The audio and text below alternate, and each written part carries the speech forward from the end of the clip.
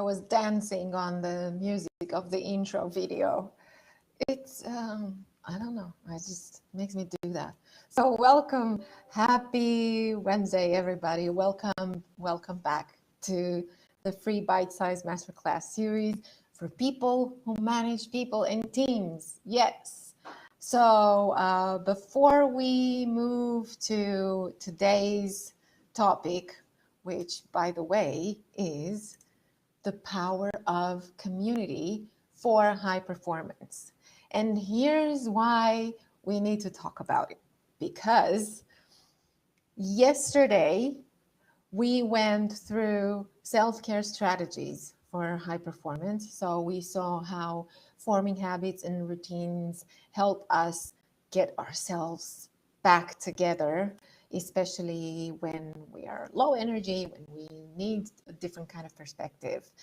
And I also wanted to tell you what we've done so far. So in week 1, we talked about preparation. In week 2, we talked about performance as such.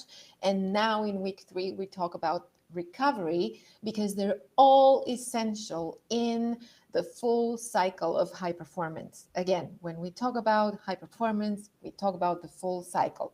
If you weren't here for all of these sessions, all you need to do is click on the link in the description of the video and you'll be getting all of the resources. So all of the replays, all of the resources that I shared, the handouts and recommended reading and articles and everything. So you have everything there.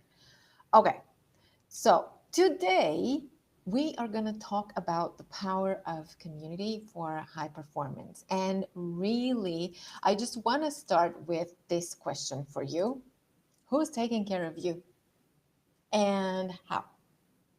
Because, okay, first of all, if we go back to what we talked about yesterday, self-care and how that's related to high performance, well, it should be first you. It should be you who's taking care of you and all of your needs for preparation and recovery, so that you can perform at high levels. And then you need the community around you, and we will see why. And as I know that some of you are already used to, I like to start by defining things before we start talking about them. And because we talked about high performance over and over again, there's a good definition that we can start with. The ability to deliver over a prolonged period of time meaningful, measurable, and financially sustainable results for the people or causes the organization is in existence to serve. How about this definition of high performance? If you have a better one, or if you want to comment on this one, absolutely please make sure that you do. I'm keeping one of my eyes on the chat box just so I see if you have any questions or any comments. So absolutely feel free to ask at any time. And then starting from this definition and then connecting with what we were talking about yesterday, a prolonged period of time. So we're looking at high performance long term. We're not interested in just the sprint. We're in for the full marathon. And then I also wanted to share this other definition with you, which is the definition of community.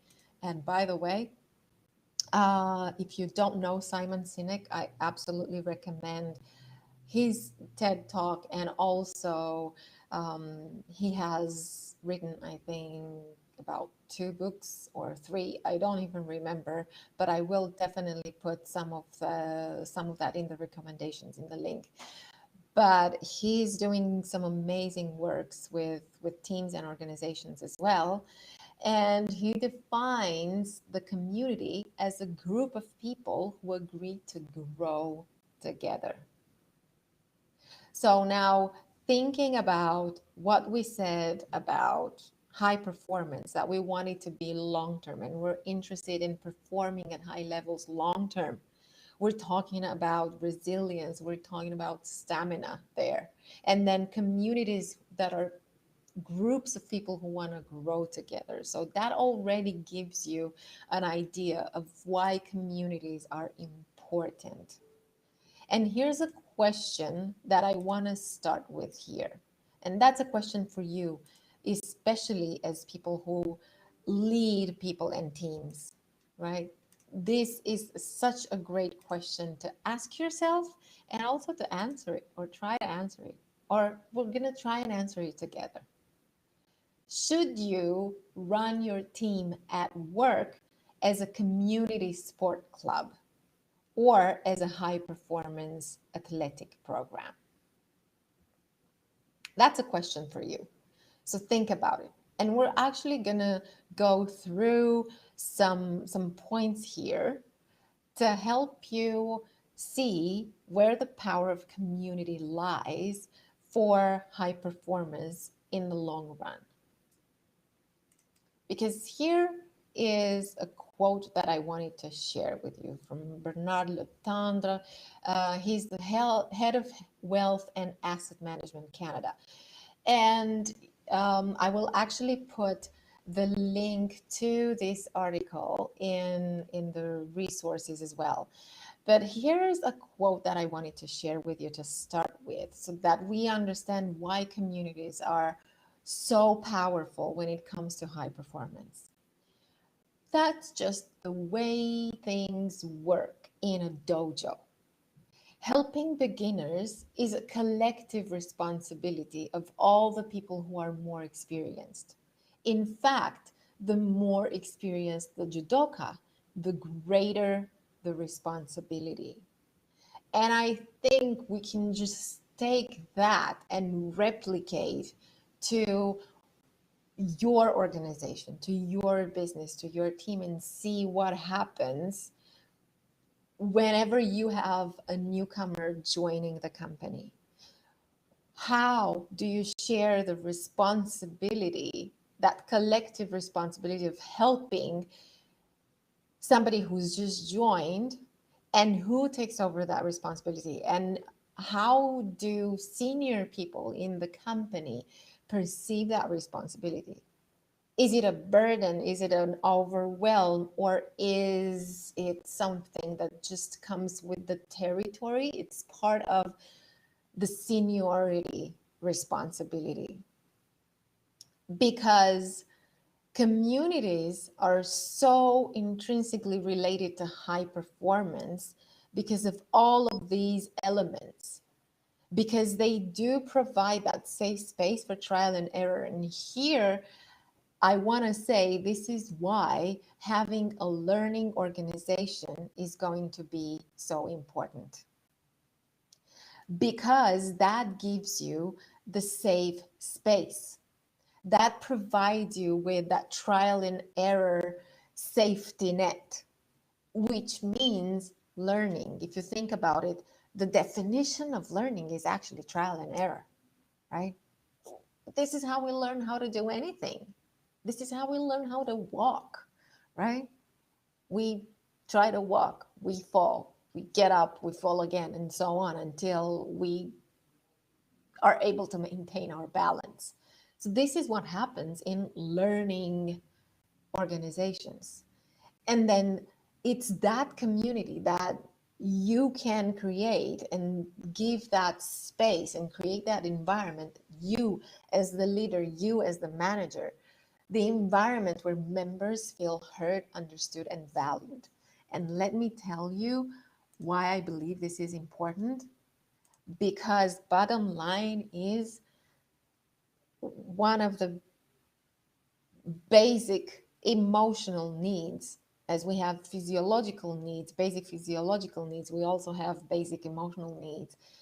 We want to be heard, understood, and appreciated, or better yet, loved. But when I know that I'm appreciated, I know I'm valued, that's when I feel included automatically, because I will also feel heard and understood, as opposed to being judged, right? So that also comes with support for new members. That's why the question, how are you handling, how are you managing, how are you helping new joiners in your organization? And there are organizations that also have mentoring and coaching programs for their people that are ongoing, and they're organized as such. And that's when you also can have reverse mentoring, where everybody learns and grows with one another. And that's the beauty of people who are more senior learning from people who are more junior, and the other way around. And that builds you the culture. Because again, if you go back to when we talked about managing your team last week, again, if you weren't here last week, go click on the description link, on the link in the description of this video, and you'll be getting that replay as well. Go there and see, because we discussed that people build the culture. It's all about how we do things around here that makes us feel successful. So go and check that one out, because it will make a lot of sense. And that creates a healthy sense of competition, because I know that winning is important, right? Being successful is important, but then when we have a strong community that supports high performance, what that means is that we can be successful individually and together collectively, because it's like you're in a racing competition with your team. And the best example I can think of is, and I will put this in the recommended links, is the Echo Challenge competition, where you have all of these teams racing through the jungle in really harsh conditions, and they start as a team and they need to finish the race as a team, because otherwise they're disqualified. It's the same thing here. Yes, it is a competition, but we compete as a team, and then we support each other, and we help each other grow and become successful, because that's how we know that we're going to become successful as an organization, as a business, as a team. And this is why it's so important to be focused on helping people become the best that they can be, whatever that may mean for them, because that gives them the intrinsic kind of motivation, the internal motivation that we can work on and with. So I wanted to stop here and ask you, do these ring a bell by any chance? By the way, some of the communities that also create that sense of healthy competition and high performance, and that bring intrinsic motivation, because nobody really, I mean, sometimes, yeah, okay, you might be forced to go to school or go to work to pay your bills, but what makes you enjoy that? And that's the power of community. If you think about all of the social media platforms and groups, nobody asks you to be there. You are just there because you need the support and you enjoy helping others in turn as well. And you need the learning. The fitness communities, online learning groups, again, and you get all of these leaderboards and badges and everything. That gives you, yes, it's a sort of competition, but whenever somebody asks a question, whenever somebody needs help or encouragement, they get it. They know they get it. This is the reason why we join communities. Forums, schools, apart from the formal learning that happens in school, the reason why kids enjoy school, and the reason why some of them even were a little bit down, disappointed, even depressed that they couldn't go to school anymore. That's why people in organizations, in teams, were also feeling so low and isolated and sad and depressed when we stopped going to the office, because that was their community. That was my morning coffee. That was my water cooler conversation. That was the meetings I was having with colleagues, and the brainstorming and the feedback, and just being able to work together in the same place and sharing the space. That's the power of community. And then if you have any others, absolutely feel free to contribute. And moving on from here, here's why communities are important in learning, growing, and performing. Because really, we saw there can be no high performance without the preparation and the recovery bit. Okay, and here's another quote that I wanted to share with you and start the conversation from. You know how they say that we're the average of the 5 people that we surround ourselves with? Well, I found this article, and this is where I'm sharing this quote from. And again, it will be in the description of this video. So click on the link to get it. It says you're not the average of the 5 people you surround yourself with. It's way bigger than that. You're the average of all the people who surround you. So take a look around and make sure you're in the right surroundings. And I thought that was brilliant because, and this is another quote that I'm not going to put here, but it's from a movie. I can't remember the movie title, but it was something along the lines of, geography is destiny, my friend. How about that? And now we can draw a parallel between geography and communities. And now I see that I'm having connection issues, so I don't know. I need to check before I move on, because I want to make sure that you can still hear me and see me and that we're still on. Okay, I think that's sorted. Okay, cool. So I thought that was brilliant, and we can draw the analogy with the culture that we operate in.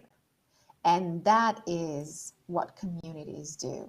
Because communities might not affect what we do, but they do influence how we do it. And the how we do it is related to the culture. This is what we said, definition of culture, how we do things around here that makes us feel successful. It's the same, right? And think about it. Think about the country you were brought up in. Like me, for instance, I know I was born and raised in Romania. We immigrated to Canada 3 years ago. We'd never been to Canada before. And let me tell you, the difference between Europe and North America and Canada is culture-wise is not very big, but there are differences. Now, what I can also tell you, coming from a former communist country, is that the community that I grew up in, up until communism fell in 1989, and that's a whole history around it. But it was a different kind of culture. The culture that I grew up in as a kid taught me that you had to be really careful, that there was no way out, that the country was the only place you could operate in, you could travel in. There was no freedom of choice, no freedom of thought, no freedom, basically. So you could only operate, and you have all of these set of rules of what you're allowed to do. And now the difference between the communist culture and the the Western culture is that, well, in the West, you have all of this set of, here's what you're not allowed to do and what you will bear the consequences for doing if you do it. In communism, you have all of this list of things that you're allowed to do, and then that's it. So there's such a big difference, right? So obviously what I do is something, but the way I do it is always going to go to the culture, to, okay, am I allowed to do it this way? And then think about your own culture, and we can move the discussion of culture from the family unit, the school unit, friends, work, countries. They operate in one culture or another. We have patterns, we have models that we move within. This is like the framework that we operate in. So that's why I'm saying communities, maybe they don't affect what we do, but they definitely influence how we do it. And we don't operate in isolation. This is why they're important in growing, because in one culture you can only grow that much. It's like you're planting a tree where it can't grow compared to you plant it where it can grow, right? That is the role of a community. It provides the space, the environment for something to grow or something to stop growing. And here's what I also want to say. You have your own personal high performance team, right? And it can be technical knowledge and updates depending on what you do. You think about you know your situation best, right? People management and leadership skills. You know where you are on that. You know what you need more of. We talked about self-care routines. We talked about that yesterday. So again, check that one out in the link in the description. Continuous improvement, masterminding, networking, all of this stuff. That's your high performance team, your own personal high performance team, if you do that. And then how you apply all of this is influenced by the culture that you operate in, right? This is why, and I need to stop here to make a comment on this one, because all of these reasons are why attending one training course once in a while doesn't fix it, doesn't fix the problem, doesn't fix the issue. This is why I've seen so many companies and organizations and managers that are so unhappy, because they send people to, okay, I want you to go and take this course in leadership skills. And then the expectation is that you go, you take the course, and then you come back and apply the knowledge, and you're this great leader, right? Because you learned how to be a great leader. No, it doesn't work this way. And that's where the return on investment and the return on expectations isn't there. That's why people are unhappy. Because I go to the course and then I learn about all of the stuff that's possible and what's possible for me to do. And then I come back in the same environment that I left from. I have no support for me to be able to apply the new stuff in that environment. I'm not going to be able to do it. That's why I've seen this so often, where almost like 80% of what people learn in a training course, and it can be 1 day, 2 days, 1 week, 2 weeks. If when you come back in the initial environment, you don't have the support, you don't get the coaching, you don't get your manager involved in helping you and supporting you apply the learning so that you can actually create that change, because the result of any training, especially in skills, is changed behavior in producing some kind of change. So you have to see it. First of all, you don't see it immediately. And for you to be able to make the change and see the result of that change, you need the proper environment and the proper support. This is why training is only good for, okay, I understand how it can work, but that doesn't mean I can also apply it, because there's a full journey from initiation all the way to mastery. I've learned about skills I can apply, but I need to have the environment where I can start to master those skills. That's why I say that, how you apply everything is influenced by the culture you operate in. Even more so. So look at this. This is your team of, if you were a high performing athlete, and we discussed about that yesterday, so check that one out in the description link. This is like your team of coaches, trainers, physiotherapists, therapists, nutritionists, you name it, right? If you were this high performing athlete, you would have this team helping you. Okay, you can make it. You can be your own team of high performance. To all of these, we add the rules of the game, and the rules of the game are strictly related to culture. Because all of this work, think about it. I'm a high-performing athlete. I'm a tennis player. Now, I train to play tennis, to win tennis competitions, and then I go and I play football. Obviously, I'm going to need a different kind of set of skills. And I'm going to need, right? So for me to perform at a high level as a tennis player, I need the right environment. I need to play to the rules of the game, of that game that I'm preparing for, not another kind of game. That's how culture works. I'm ready to perform at this high level because I'm collaborative and I can help people. And then I end up working in an organization that is so hierarchical, that does not value collaboration, that is highly competitive, where I can only make contribution if I win individually.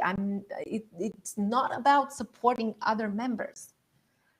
And of course, if that doesn't work for me because I come from a different culture, then I will end up being completely unhappy because I won't be able to perform, because I'm not playing by the rules of my game. I'm not playing by the rules of the culture that I'm the best fit for. And the culture is created by the community, because it's created by the people who are there doing the things they do the way they do it. Okay, so this is why communities influence the full cycle. And we talked about it yesterday, by the way, so check it out, because we talked about why this is a full high performance cycle. And it talks about preparation, performance, and recovery. And from all of these perspectives, emotional, physical, and mental. Think about it. I'm this high performing athlete. I just need the technical skills to win the tennis match. Wrong. Because at that level of high competition, high competitiveness, everybody, I can easily assume that everybody or most of the people are good technically, have the same level of technical expertise. And then I know, as a high performing athlete, I know that it's going to be the mental and emotional that are going to make the difference between me winning the match or losing the match. So my call to action for you in this case is get support and ask for help. Too often I see leaders, and now leaders can be, I'm not talking about hierarchy. Leadership is not about hierarchy. It's about legacy. It's about what we leave behind, and it's about how we influence things to happen so that everybody wins. This is what I believe leadership is. And you can be at any level in your professional journey. You can be a leader depending on the culture that you operate in. That's what I'm trying to say. And leaders who ask for help, they're the ones who are able to help others better too. And we discussed about it, and you will understand why if you go to day one, week one, when we discussed about emotional intelligence and why you need to start from there if you want to develop your leadership skills at any point in your professional journey. Plus, emotional intelligence is going to benefit you in your personal life as well, in your family life. Communities will help you get out of isolation. And with the crisis, we've felt that so much.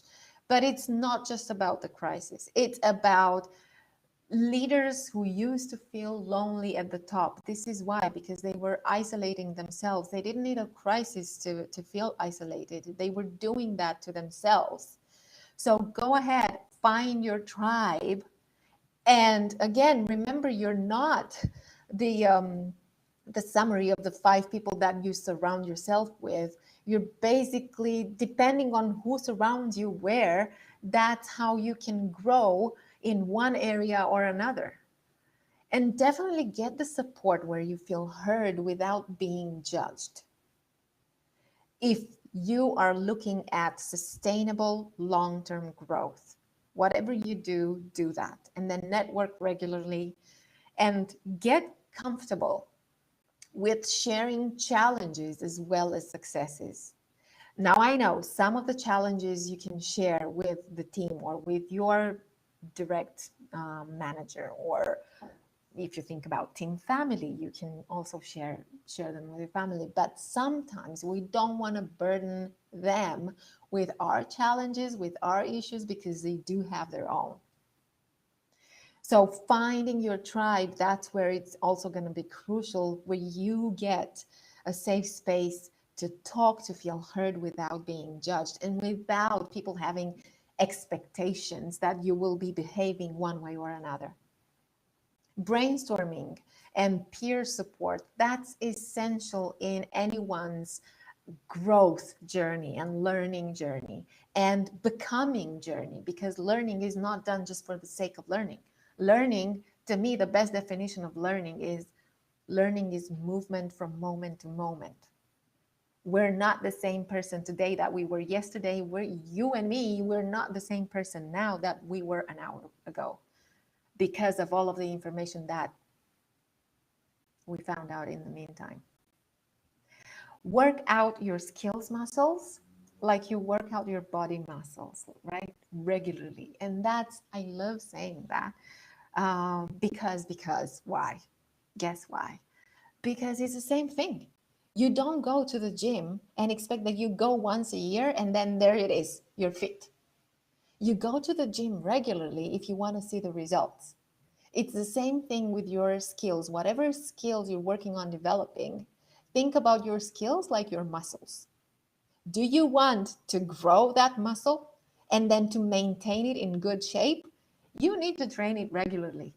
And that goes also for your strong skills, not just for those muscles that you haven't been using for a while. Okay, so I will be sharing more resources and the session handout and all of the useful links, and I have a book recommendation for you as well. So click on the link in the description of the video to make sure that you're getting the resources and also the replay. And then if you want more of that, this is why I built the Lead for Legacy League. This is the global online group program for management and leadership development. And you know what they say, like, CEOs and top level executives, they all get these wonderful programs that are available to them so that they become great leaders. I'm building this program for people who are managing hands-on, or boots on the ground, mid to senior level managers, or small business owners, startup business owners who need the people management skills and the leadership skills. But I'm not just offering one online course and then that's it, you're on your own. That is why the Lead for Legacy exists. Because we have the community with it. So apart from the online courses and assessments that you're getting and strategies, we also have the community, and we have the group coaching, discussions, brainstorming, Q&A. We discuss your own challenges and case studies. We invite guest speakers from various industries, because again, it's important to surround ourselves with different kinds of people, because we all get to learn from each other. And how can I change my perspective if I keep doing the same thing over and over again the same way, because I'm meeting the same people day after day after day? So if you want to find out more about it, I'm absolutely happy to chat about it. You will also be getting some information about it in the resources as well. If you have a 2021 resolution for you, you want to give yourself a treat, I think, if you ask me, you definitely deserve it. So I'm happy to chat about that.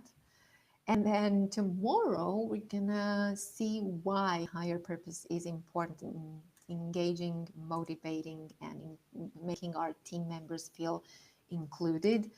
We talk about engagement and motivation so much. We've talked about that in last week when we talked about managing your team. So go and check that one out. But why that is important is because when you relate it to higher purpose, you will see what more it brings for both you as a leader and your team and your business or organization. Okay. Thank you so much for being here with me today. And don't forget, click on the link in the description of the video to get all of the resources. And see you tomorrow. Have a wonderful, wonderful day. Bye for